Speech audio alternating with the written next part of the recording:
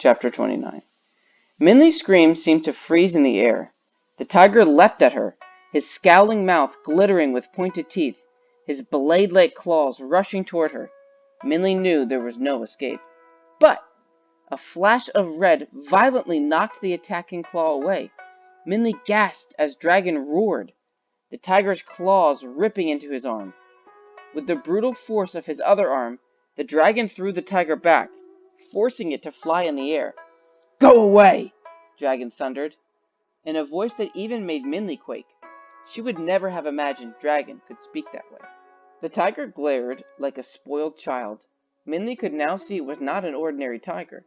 It was bigger than a horse or buffalo, and it was a dark, dusty green like the color of sand dirtied from ocean foam. Even in the dim light of the moon, Minley could see its eyes glower with malevolence. "Go!" Dragon commanded again. Minley realized she had forgotten how big Dragon was. The tiger was large, but Dragon was bigger, though the viciousness of the tiger's expression made them seem evenly matched. But the tiger gave another malicious snarl and turned away. Dragon stood his full height until even the tiger's moonlit shadow disappeared from view. "Are you all right?" Dragon asked finally. "That tiger," Minley said in a daze, "that tiger was going to kill me." "I know," Dragon said. "That tiger was truly evil. When you screamed, I could feel it."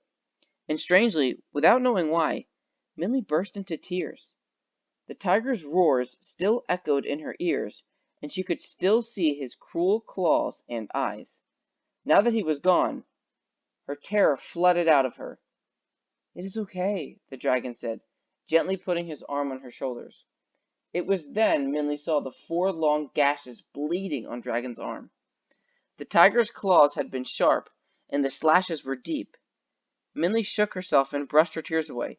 "You're hurt," Minley said, looking at the cuts, which were already starting to swell. "It is all right," Dragon said. "Don't worry. Dragons heal quickly." They walked back into the cave, and Minley poured water on the wounds to clean them. She wrapped her blanket around Dragon's arm, but it continued to slowly bleed. As he lay down, Minley noticed Dragon's eyes fade and blur. "I'm starting to feel strange," Dragon said huskily. "Perhaps I will sleep." "Okay," Minley said. "You sleep. Maybe when you wake up, you'll feel better." But Minley felt as if she had swallowed a frozen rock. Something was wrong with Dragon. She knew it. Throughout the night, his breathing grew hoarser and his skin was damp. Every time she unwrapped the blanket, she grimaced. The ugly wounds had turned black. An evil-looking liquid was starting to seep. Minley shivered, and it was not from the cold. "He's getting weaker," Minley thought. "Something is very wrong. I have to do something. Dragon needs help, but I don't want to leave him. What am I going to do?"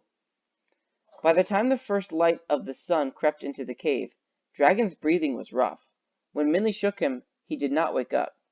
Minley felt a surge of panic. "I don't know what to do," she thought desperately. Her quick-thinking mind darted like a flustered butterfly. "I know," she thought. "I'll go to that village. Maybe somebody there will know what to do." Minley stood up and whispered into Dragon's ear. "I'm going to get help. I'll be back soon, I promise. Just hold on until then, okay?" But Dragon did not respond, and Minley felt tears start to form in her eyes. Quickly, without even gathering her things, she turned and left. It was mid-morning outside, and Minley squinted in the sun.